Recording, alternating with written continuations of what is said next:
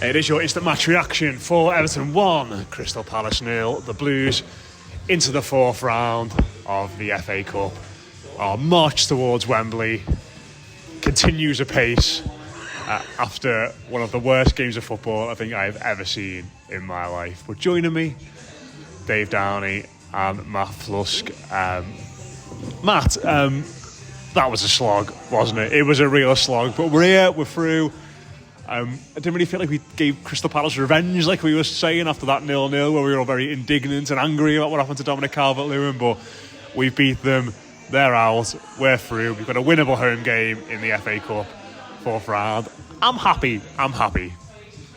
Yeah, like it's that exact kind of game where you go, it's a cup game, all that matters is getting through. And it was the Sistine Chapel ceiling of shit football. It was a masterpiece of shit football from start to finish, and I can't believe that somehow Andre Gomez has managed to conjure something out of that. I mean, it kind of sums it up, doesn't it? That game of football deserved that goal in the sense of everyone's going to read the match report and go, I didn't know he still played for Everton. Like anyone who's not a toffee, and probably half the toffees as well. So that's exactly what it deserved, and just I'm so cold still.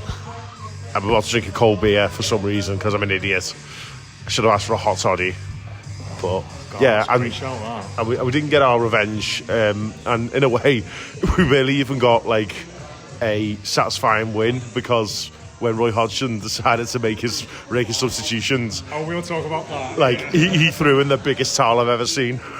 Yeah. Do you know what, Dave? I was thinking in the first half there, like, do you know Mike Bassett, where England have that game where it's 0-0, and you don't actually see any of the game, but like they do like little cutaways of like strained footballers' faces and the ball getting kicked out of play, and it just cuts like 0-0 in the dressing room at the end. I was like, this is that game like being played out in front of our eyes, because the first 40 minutes of the first half I was like, oh my word, like it was comically bad from both sides. But then we get a moment, and it's very cliche, isn't it? But you either get a mistake or a moment in games like that can swing it your favour or swing it against you. And Andre Gomez, whatever you think about him, probably not going to be an Everton player for much longer beyond maybe this window. Who knows? But that lad has got quality in his boots, and he showed it there. Yeah, he did. He was the real touch of class on the whole night, wasn't he? Flush is falling apart here with you saying that, but yeah, it is one of those cliches, isn't it? It doesn't matter how you do, you just get into the next round of a cup. Do you know what you just reminded me of there, though, with Bassett, though, that the time when he's Andre Gomez or Tonka? Yeah, exactly. No, it's just when he's trying to get onto the bus, and they're all kicking off on him saying, put him in midfield, and he just goes, fuck off. You could just imagine Dyson, Roy Hodgson doing that today, couldn't you? Yeah, it was a dreadful take, and it does actually remind me of some of games like that in early cup games when we were under Moyes. They'd be exactly like that. We'd have games like that in the past where it was absolute stinkers. I remember the one, but for the sake of Howard scoring that time against Bolton, that was absolutely dreadful. I think the time when Phil Neville scored one again in one of those stages early doors. There was one when we got to the final 2009 against Macclesfield where Osman scored an absolute belter, but we were awful and we won 1-0. Yeah, it's just, and we're watching one now, aren't we? Watching the end of this extra time with Blackpool and Forest here. And it just looks, you see the look of the pitch, you see everyone wearing gloves. Empty. Yeah, you're just looking at it thinking, no one can be arsed playing football at 8 o'clock till about 10 on whatever night through the week, you know what I mean? It's just that time of year where... -5. No, exactly, and it's a horrible game to watch, but, if you'd have taken a 1-0 win in the league, especially, mate, then you'd be going cock a hoop right now, wouldn't you? So you've got to keep that in mind. Playing a game like that really is... the big point that we'd be suggested to talk about would be Calvert-Lewin. I thought he was actually better tonight. Yeah, I don't think much happened for him, but it wasn't the type of game that would really. I didn't think there was any chances, or many chances either end of the pitch. He looked fit. He looked like he was willing to graft here. Not stuff that's necessarily associated with him. So it was that type of game where he's the one you want something to fall to. If he scored the goal rather than a really quality free kick from Gomez, that's the type of thing that kicks him on. You're waiting for the next game he's got, and you're really looking forward to seeing him kicking on. But yeah, other than that, it's an absolute stinker of a game. You can't wait to get home. Pop quiz. When was the last time he scored a free kick? At all? There are two arguments that I've seen so far, and apparently it was said on the Everton commentary on the website, so I haven't seen that. But I think Laura mentioned it in our group. There's two. Is Luca Dean for both of them. One was away against Lincoln. That's the most recent. Right, okay. And then the one that I remember distinctly was when we beat Watford. I think it was 3-2. We beat Watford. There's one after that in the league, which is Burnley. Was there really? Burnley, but on Boxing Day we won 5-1. 5-1, yeah. Yeah. Remember that now, because it was at the far end of the pitch, because it was at that game. That was Luca Dean as well, What's that that we're talking about? 5 years. 5 years? 4 years. So the one against Lincoln was 2018. So it would have been August 2018. And the one in the league would have been God. Even 2017, yeah. That one with Luca Dean scoring against Watford, though, was that just after we got Richarlison? Yeah, so he scored two in quick succession. He scored against Watford last minute to equalise 2-2. Yeah. And he scored, I think, to put us 1-0, maybe 2-0 up against Burnley away. Oh no, that would have been Luca Dean who was on our pens then as well. But it's the fact we're talking about that, 5 minutes into the post-match, But yeah, I mean, you know, things like this in cup games, and you said it yourself earlier this week, you don't really give a shit what's going on in the league as long as you stay up in it and then just focus on going in the FA Cup. You do it in this sort of way. I'm sure, well, certainly I remember it just about 95 when I think Dave Watson got a 1-0 scrappy winning against Newcastle, and I think we beat Norwich as well in that build-up. These things just start to build for you gradually, and look, we all know we'll be talking about we've got to do loads of stuff on the Blue Room, talking about what's going on with 777 and 777 points or whatever it is we're going to be getting against us, but it's this that happens on the sly, and I think that's when your season starts to grow. I mean, a draw, we've got Luton at home next. You know, you start getting things like that, you start getting home games, you start getting the players who actually think, do you know what? This is the sort of season that I'm looking for here. Everything else, appeals and all that, like you rightly said, put that on the back burner and just crack on with what we've got to come. Yeah, and it's a perfect next round draw. It's not the banana skin of a lower league club. It's well, I was going to say bottom feeder, but that's unkind. But a bottom of the table side in the Premier League, you wonder will they fancy it? You wonder if we can land a psychological blow if we beat them. Yeah. So, yeah, it's absolutely perfect, and I can't think of much more to say really. Just other than it's good to be in the hat, although the hat's already been drawn. Well, they won 2-1 away at Bolton last night, and I've seen the interview of Rob Edwards. Isn't Rick Edwards somebody else? Rick Edwards with 5 Lives. Okay, I was going to say. Say that as well. Have you spoken to him a few times? But the manager didn't look overly thrilled that they won that. Even though like it's an upset if Bolton come and beat you, because quite clearly their agenda this season is staying in the top 17. Sadly, that's ours. But I think our mentality, it shows you how things are different there, because I think Sean Dyche will be delighted that we've gone through to the next round. Whereas you've got the manager that side who were 1 or 2 points behind us in the league, who were thinking, no, don't want any of this now, I want to focus on what I've got coming up. So to go as far as saying that I'm thrilled, going a bit too far to say thrilled, but I'm unintrigued by that, to be honest with you, Matt, considering what you said mostly, to be honest with you, because I thought a lot about that, saying that, you know, you've got to get to a stage like you did similar with the Fulham semi in the League Cup.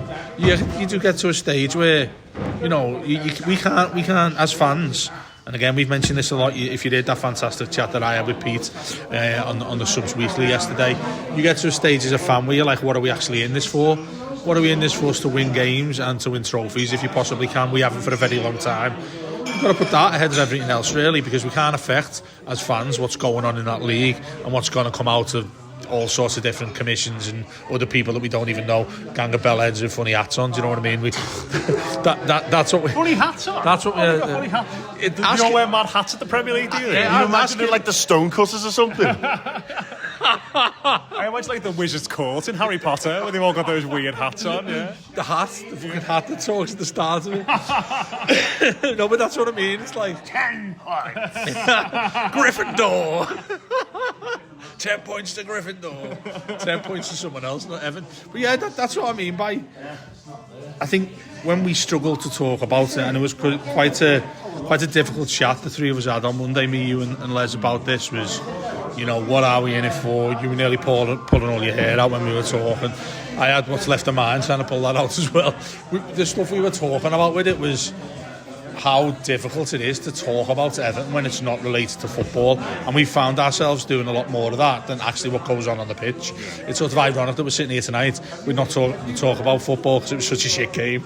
Yeah, but it's like this is the FA Cup is like the only sort of pure bit of football we've got left this season, because like we could get points back, we might not get points back. We could get points back, then stay up, then get points taken off. It's like we were saying on Monday, like how do you enjoy those Premier League wins when you don't really know what they mean or if they mean anything, like, you know, going forward? And it's like you said, it's only impurity as, and this is it. This is all we have here, because the league, we're sitting there pissing and moaning about league points and whatnot, and like Les said there quite correctly, if you go back and listen to that on Monday, what Les was talking about was how, and don't want to go deep into it, but how's this going to work when these points get taken or added? How does it work when it's not happened before the season started? They're now saying it needs to happen before the season's finished. All of that nonsense, it's difficult to put at the back of your mind, but if there's something that is pure from football that we like to see, it's going through in the FA Cup, most traditional trophy in the world, isn't it? I was listening on Monday on my way here to do the Quiz League match, and I nearly fell straight into the road when I heard you say the words, if we win the cup, they can't take that off us. You actually said those words. Do you not think they can take it off us? Oh, I'm sure they'll try. Like, come on. Like, are you not reading the giant room by now? They will get us anyway. They can. Swap winning the FA Cup for the points that we've lost. Just like, give the FA Cup back. Yeah, like money in the bank. Yeah. Like deal or no deal or something like that. Yeah. But like now it doesn't feel like, you know what you're saying, Dave. Like thrilled. It's hard to feel thrilled after watching 90 minutes of that and being that cold and like just getting through it. But like, say like get Luton to Saturday 3:00, isn't it? That is confirmed. Like, not one of them for goodness for ages, you know. And beating them and going through into like the last 16 or whatever it'll be at that point, like that will feel good. Like, you know, even if we saw the exact same game tonight, just by virtue of being Saturday 3:00, not all knackered, not all been at work, you know, that will feel better. And then I'll be like, right, who can we get? And like, I hate myself for saying this because I hate when people do this. But like, if you look at that draw, Arsenal are already out, West Ham are already out. One of City or Spurs are going to go out. One of Chelsea or Villa are going to go out. One of Newcastle or Fulham are going to go out in the next round. You know, there are a lot of Championship versus Championship League One, lower league teams that are still in it. And like, if you get, you know, it's hard to look too far ahead, obviously, but I'm just all in on this cup now because I just don't want to be thinking constantly about the Premier League and doing sums about, oh, we get 5 points back and then lose 10, where are we going to be then? Like, you know, that sort of stuff's doing me head in. But just quickly a bit on the game. I know you laughed when I said about Gomez, Matt, but I think he's shown that in bursts here and there, like, he can definitely offer us something. Like, I think for the first... What a professional. I think for the first, like, 45... Well, the first half, really. For the first half today, I thought he was comfortably the best player on the pitch. Yeah. Positive on the ball. He actually wins the free kick, doesn't he, as well, by, like, a really good run where he cuts back inside and taking the positive option. And maybe because he's playing further forward now, he's sort of got to do that a bit more. But, like, whether he starts games, whether he comes off the bench for half an hour, like... This is a lad who can definitely bring something to this team between now and the end of the season. Yeah, 100%. And he's truly creative. Yeah. And I mentioned this a couple of months ago on this pod. Like, the true meaning of creativity is not running into the side of the box, floating up a little cross and watching the centre forward try and head it in. That's not creativity. Creativity is doing something unexpected. Even if it doesn't lead to a chance at goal, just something that makes the opposition go, oh, okay, we've got to reset ourselves here. Wasn't expecting him to go that way or something. And he was doing it all that first half.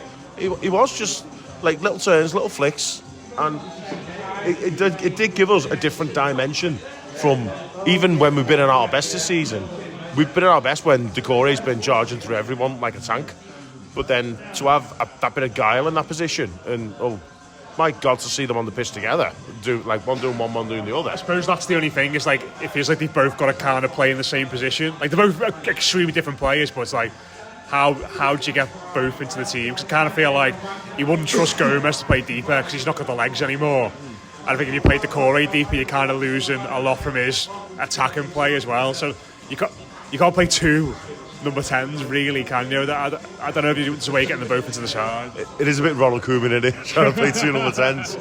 But, I mean, the way I see it, and I might be being a bit uncharitable here, we've got room for another midfielder in that midfield because Amadou Onana is offering very little right now. He's watching games go past him. He did have a couple of moments today where you were like, yeah, that's what you can do. Like, can you do that more often, please? But the amount of times I've just seen, like, pairs of players or trios of players just skip past them, pass a little triangle. And I'm not talking about Manchester City. I'm talking about Crystal Palace. And like, God love them. The midfield in general. God love them. They're like the southern version of us at times, in many ways, except for the actual history. But in terms of vibes, they're absolutely dog shit. Like, they've got some very talented players, but the way they actually play football, it's awful to watch, and I'm sure their fans at the moment would agree. So if a team like that is running rings around Amadou Onana today for 75% of the game,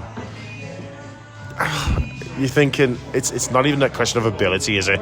It's like, do you think you're too good to be on that pitch? I know it's a bit of a, I think it was the entire trope midfield to say that, but I just want to see, even if it means he's not going to be at this club very long, that phrase, like, I just want him to just go out there and start playing as arrogantly as he gives off, if you know what I mean. Start not running games, but just start show him proper contempt for games in the sense of, I'm going to piss this rather than I'm going to piss about. He's it's weird. He's a weird player and all, because like I have people like by me today being like he's had a great game and others being like he's been terrible. Like it's just one of them. But like I think for me, Dave, like where I see Gomez sort of having an impact for us is like if it's 0-0 and we're chasing the winner, or we're behind in the game, and then you could maybe bring him on and drop Decore back, or you could bring him on and play him a bit deeper. Like I feel like that's where he's ultimately going to fit. I don't think he's going to start many games when Decore's fit, but like 20-30 minutes off the bench here and there when the pace is slowed a little bit, he can get his foot on the ball. The quality is still there, isn't it? Yeah, absolutely. I do have a lot of sympathy with him, to be honest with you, Matt. I'm not too sure the majority of fans would, but I think Flusky mentioned it there. When he's on the pitch, I find myself really frustrated that he doesn't have anybody alongside him to go in what he plays like. You know, you can't forget this lad. A little bit cliche. Look where he come from. Look what he did. Back to your great saying that I'll probably get a tattoo of. It's the reason he joins Everton when he comes. Look who he's played alongside. Look how he learned his craft everywhere he was. A completely different team. He'll still have that in the way in which he plays when he comes on. Do I see him playing a load of 1-2s with who we've got in the midfield to go forward at whatever time he wants to? Absolutely not. He's not at a side where he fits. And I think to his credit, he's done that since he's been back. Yeah. He's looked a little bit different. He looks like he's done what he's been needed to do. That's why we've seen him a lot more. Starting him today, I think it's a really good tactic from Sean Dyche. Keeping him fit, trying to get into that player, like you said. I don't think he's just in the starting 11. Somebody who can change a game for you, though, there's no question about that. You get him on, he's able to do that. I think the point you both make there about Decore is just as equal as what I'd say about putting Beto on next to Dominic Calvert-Lewin. So yeah, don't get me wrong, I think there were positives in a couple of players to be confident after the day. Glad they threw Dobbin on as well. Very nearly scored as well. The lovely flick with the front post. In their goal, they nearly scored as well. It's one of the best saves I've seen all season, by the way. Wow, I thought, oh no, this is extra time. You're just going to freeze. You'll sat there freezing in that and thinking, we're not doing any post-match here this bad, 11:30 at night or something like that. But yeah, it was interesting to see. Go back to Palace fans. proper hate Roy Hodgson for taking Eze, was it? He took him off. They were the 2 points he wanted to finish on. Virginia, Matt sort of thought he was just going to be, whenever Pickford was fit, he was going to play this season. But the 2 games he's played against Palace, sort of out of nowhere a bit, really. He's been excellent, hasn't he, in both of them? Yeah. It's just a star is born. Star is born. Yeah. Not like us to get carried away, is it? Just about 4 weeks too late, mate, to sing that before Christmas. No, but yeah, he's like, I don't even know how old he is, but he's not old, and goalkeepers obviously age slower than other players. But you know what I mean. You having better than Robles? Are you saying that? You having him better than Robles was? On those 2 shows, yeah. Not, I wouldn't say quite. I don't know. Yeah. I think when he's gone on loan, he's had a few shockers, hasn't he, here and there. But whenever he's actually played for us, he's done relatively well. Never seen him when he's played on low because I'm not a nerd. But the question I've got though, because he's done that, and managers often did this. We know that in the history of our managers. Does he play against Luton at home in the next round? Yeah. I think I probably would, yeah. You'd be happy with that, would you? You get to that stage of a competition where you can go into the last 16? I think if we got to the quarter-finals, I start to think, maybe you get your best goalkeeper in the team. But Fuck him off and let him cry. I think I wasn't even expecting to see him in the first game. I think maybe Dyche has decided to go with the cupkeeper thing. Would you also go back to, and how many times did we flip it under Moyes not putting out a first 11 against the opponent that we had?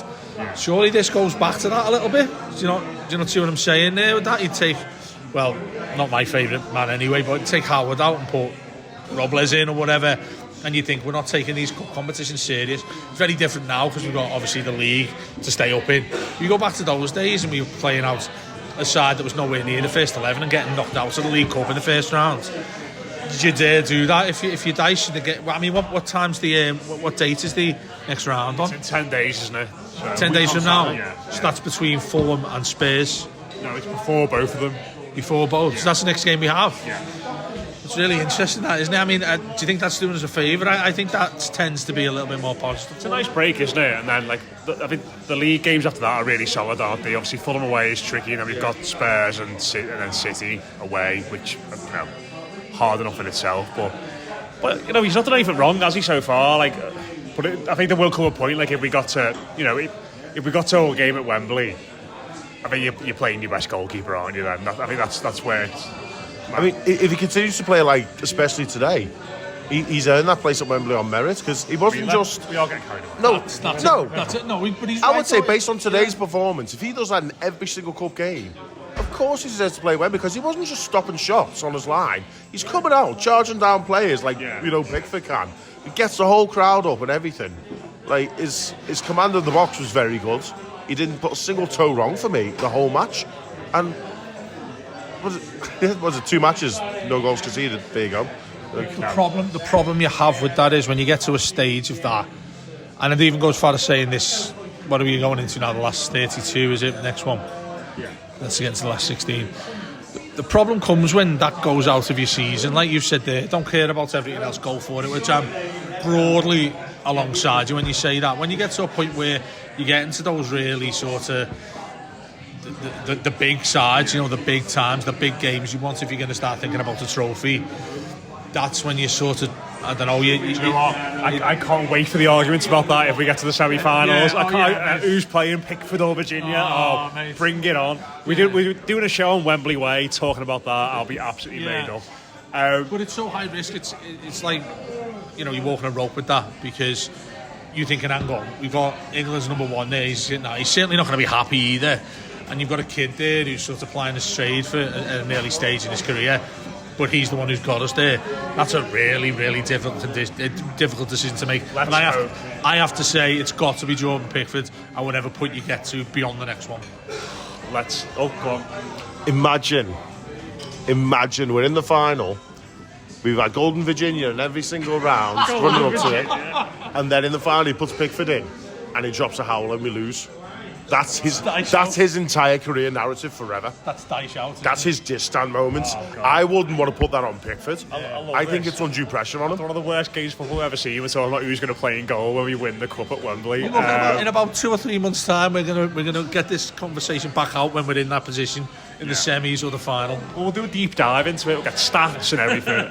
But last thing I wanted to say, Roy Hodgson, bless him, really helped us out there, didn't he? Because just when I thought Eze was getting into the game, starting to look like a threat for them. Roy brought him off, obviously keen to get back to bed, wasn't he, with his warm blanket, Long John's and hot water bottle, bless him. That was one of them. With Lewington alongside him as well. Lewington had shorts on, didn't he? Oh, My God. easy Lewington. But I mean, I was absolutely delighted when he made that sub, because I just thought Eze was just starting to look like a threat. And he hooked him, and their fans were absolutely fuming over it. Yeah, it was. Like I said at the top of the show, it was throwing in the biggest towel he could find, and he's nothing if not a pragmatist. Is our lovely Roy, and we'll miss him when he's no longer managing in the league. He did regret it if they won that. You know, I'm almost certain he would have been gutted if Palace won. They had a few chances, didn't they, to make it 1-1 at the end. It was like, oh God, please no, not this week. I think none of us won that. If that happened, it'd be like bring the FA and say both of us are out and bring someone through who's in the last round. I didn't need extra time in these replays. Like, if you got 2 games, the level in both. Like, surely just go straight to penalties after the 90 minutes. I think I'm right in saying it's the last year. It's this, isn't it? I don't think it so. goes become like the League Cup and goes straight to pens. There's a lot of talk about replays, isn't there, and stuff, but They change the rules every 5 minutes. Who knows? I've been them personally. But Well, it's where we got lucky that we don't have a Premier League game this weekend, because it's the second of this weird winter break. In the same breath, like they had a big break since the replay, didn't they? And we played against the second, as things stand, the second best team in the league on Sunday, and like, you know, for us to come through that game and look, you know, win that game and look at the better of 2 awful sides, admittedly, like, you know, I think they deserve credit for that as well. Yeah, you mean ourselves or them? Yeah, Absolutely, mate, absolutely. I mean, if you think you're looking for more positives, which we generally are, and you particularly are, because we like to have that sort of debate, don't we? I think you're absolutely right looking at that, and if you're looking at pure results there, that's the position we're in now, Matt. It's not like we don't really care how we play, it is that result, that cliche. But how many times have we banged on about, oh, he's played crap, but we've gone and got a result? For instance, tonight, Harrison, who I thought was woeful, but he didn't do well at all. A couple of other players didn't think that Neil got into the game much at all. But it was a real struggle, really, a proper crap game, like we said. Doesn't matter, those can get off with that. I don't really care how they've played, as long as you don't get this result. That's the same in any division, with any league we're in, not division, any league we're in, and any Premier League game we've got. Looking forward to a 10-day break from Everton. Not really, to be honest. I mean, if we keep doing this, it's a big, massive slice of positivity at the end of the show. Our next match is going to be, 27th of January? Yeah. So we're going to get to the 27th of January. We have not yet conceded the goal in 2024. This is the problem. We've got, what did you say, 10 days, is it? Yeah. Some of the stats he's been coming out with in our group lately, we've got 10 days to talk about that sort of thing, because we don't have a game. Matt's been doing the whole PSR calculations on his Twitter feed, hasn't he? Yeah. But people seem to like that, what they listen to with us, so bring it on. There's a lot more of that, no doubt. We're kicking off over appeals and all that stuff. We're taking aim at the Premier League in the next 10 days. Plenty. We'll be down there if anyone wants to meet up with us. We can take a long run up at them, because we've got a lot of time to fill. But listen, just made up to get through tonight. Cheers to Matt and to Dave. An absolute slog, that football match. But we're in. Bring on the Hatters in the 4th round. And we'll speak to you soon here on the Blue Room.